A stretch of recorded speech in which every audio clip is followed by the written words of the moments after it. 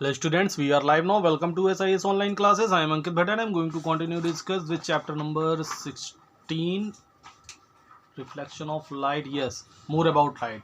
Chapter number 16, more about light. Okay, so बेटा refraction topic पे अब डिस्कस करना था. वो देखिए रिफ्लेक्शन है, ये रिफ्रैक्शन. ठीक है. So what happens when light travels from one medium to another? ठीक है सर, ये मीडियम क्या होता है? ठीक है, तो मीडियम जो होता है एक एयर मीडियम होता है, एक वाटर मीडियम होता है, एक सॉलिड मीडियम होता है. ठीक है, तो लाइट सॉलिड मीडियम में तो ट्रेवल करेगी नहीं. हाँ, एयर और वाटर मीडियम में जरूर ट्रेवल करेगी.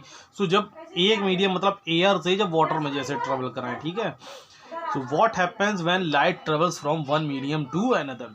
ठीक है, जब लाइट को एक मीडियम से दूसरे मीडियम में ट्रेवल कराएंगे तो क्या होगा? Let us perform an activity to observe the behaviour of light when it travel from one medium to another.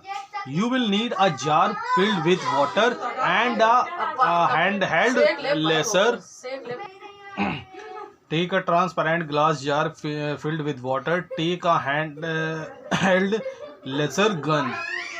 ठीक है, एक लेसर गन लेंगे hand from the open mouth of the jar. और जार का माउथ कैसा होना चाहिए? Open. ठीक है, फ्लैश आ लेसर बीम. ठीक है, एक फ्लैश लाइट लेसर बीम की तरीके डालेंगे ऑन टॉप ऑफ वाटर. ठीक है, वाटर के टॉप पे एट सम एंगल. ठीक है, ये कुछ एंगल्स बनाते हुए. ठीक है, record your observation. What conclusion do you draw from it? You will see that the light ray bends at the point where it enters. ठीक है, हम ऑब्जर्व करेंगे कि ये जो लाइट आई है ये अपने पाथ से क्या हो गई? कुछ बेंड हो गई, मुड़ गई है. ठीक है, at the point where it enters into water. जिस पॉइंट से ये वाटर में इंटायर कर रही फ्रॉम एयर. ठीक है, ये एयर से आई और जहां वाटर में इंटायर कर रही कुछ बेंड हो गई है. That is light bends at the surface of separations of the two medium.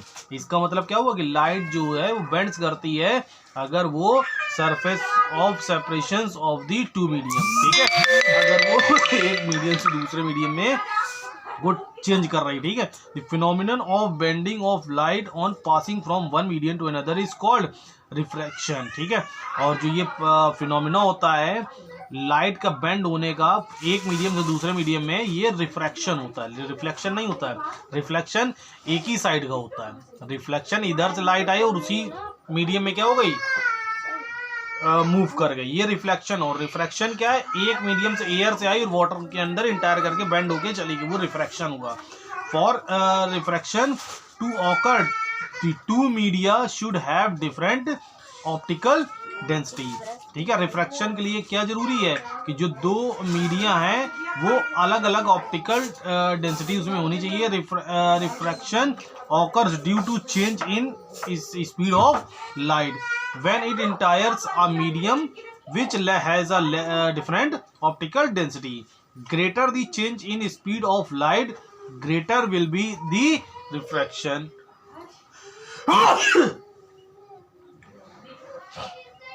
ठीक है, जितनी हम लाइट की स्पीड को फॉल कराएंगे ग्रेटर विल बी रिफ्रैक्शन, उतनी तेजी से रिफ्रैक्शन भी होगा. विच वे डज द लाइट बेंड. ठीक है, किस वे में लाइट बेंड होती है? ठीक है, there are certain rules that are followed by light during refraction. ठीक है, जैसे रिफ्लेक्शन में कुछ रूल्स थे, लॉ ऑफ रिफ्लेक्शन, वैसे लॉ ऑफ रिफ्रैक्शन भी है.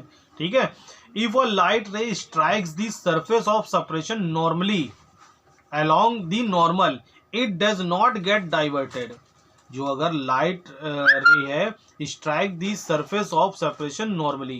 ठीक है, नॉर्मली अगर सेपरेट होगी along the normal, it does not get diverted. ये डाइवर्ट तब नहीं होगी. दस द लाइट रे डज नॉट गेट रिफ्रैक्टेड. ठीक है, लाइट रे जो होगी वो रिफ्रैक्ट नहीं करेगी. कब? इफ अ लाइट रे strike the surface of separation normally. ठीक है, जब नॉर्मली हम स्ट्राइक कराएंगे. If a light ray travels obliquely from a denser medium glass to a rare medium air.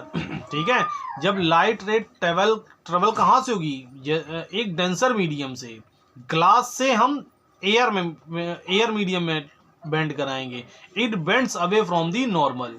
ठीक है, सपोज दैट ये ग्लास है, ठीक है, ग्लास से जब ये आएगा, ठीक है, तो ये नॉर्मल से क्या होगा, बेंड अवे, नॉर्मल से दूर जाएगी। ठीक है, और जब नॉर्मल मीडियम से डेंसर मीडियम में ट्रेवल कराएंगे, जैसे ये एयर से देखिए, ठीक है, और डेंसर मीडियम में जा रहा है तो नॉर्मल की तरफ देखिए बेंड होगी। ठीक है, अगर क्लासेस चल रही होती तो इसको समझने का सबसे बेहतरीन तरीका क्लास में ही था।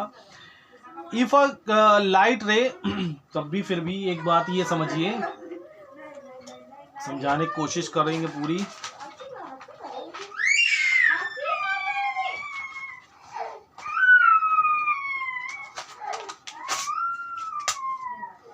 ठीक है, जैसे ये देखिए, ये लाइट है, ये नॉर्मल है, ये क्या है, नॉर्मल, यहां पर है एयर और यहां पर है glass.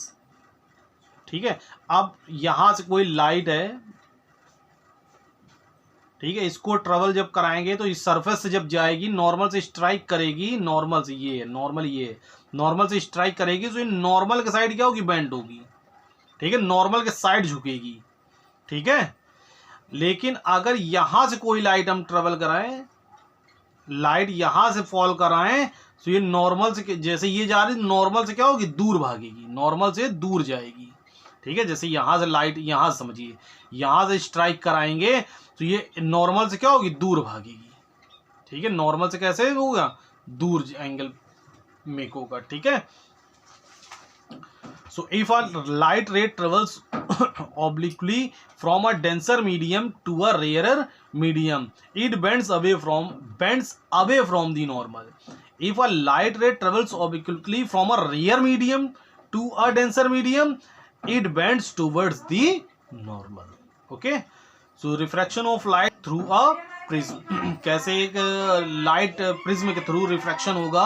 A prism is a transparent solid body. एक प्रिज्म जो होता है ट्रांसपेरेंट सॉलिड बॉडी होता है, हैविंग टू ट्रायंगुलर फेसेस। ठीक है, इसमें 2 ट्रायंगुलर फेसेस होते हैं। When 3 rectangular surface are placed in such a way. ठीक है, जब 3 रेक्टेंगुलर सरफेस जो होंगे इसकी प्लेस में रख दिए जाएंगे, that is forms 2 triangular faces at opposite ends. ठीक है, इसके अपोजिट एंड्स पे 2 ट्रायंगुलर फेसेस लाई करेंगे, दे फ्रॉम अ प्रिज्म। ठीक है, इसी तरीके से समझिएगा, एक ये ट्रायंगल है, एक इधर ट्रायंगल होगा, एक इसके सामने ट्रायंगल होगा। ठीक है, the triangular faces are called the principal faces of the prism. जो ट्रायंगुलर फेसेस होंगे वो क्या बोले जाएंगे, principal faces of the prism. जैसे ये ट्रायंगुलर फेस है तो ये क्या बोला जाएगा, principal faces of a prism. Figure 16.10 shows the prism shows the path of a ray of light as it passes through a prism. In this figure, angle A is known as the angle of, कहाँ चलेगी भाई, prism. PQRS is the ray of light passing through the prism PQ। ठीक है, PQRS जो light है, ray of light है, passing through the prism, एक पास कराई गई है प्रिज्म से। PQ is the incident ray. PQ क्या है, एक इंसिडेंट रे है। QR इज द रिफ्रैक्टेड रे। QR एक रिफ्रैक्टेड रे है। And RS is the emergent रे, और एक RS क्या है, इमर्जेंट रे है। In the absence of the prism, the रे PQ would have moved towards S dash। ठीक है, द रे डाइवर्टेड थ्रू एन एंगल। देखिए, जैसे PQ मैंने भेजा rare medium to denser medium. ठीक है, अभी ग्लास में जाएगी ना, तो डेंसर मीडियम में जाएगी तो ये नॉर्मल है इसका, तो नॉर्मल की ओर क्या होगी, बेंड होगी। ठीक है, अब ये देखिए लाइट जो है QR, ये डेंसर मीडियम से फिर रेयर मीडियम में ट्रेवल कर रही है, तो ये नॉर्मल से फॉर अवे होगी। Clear. The ray PQ would have moved towards S dash। ठीक है, पी क्यू जो है उसको मूव कराया जाए एस डैश तक, ठीक है।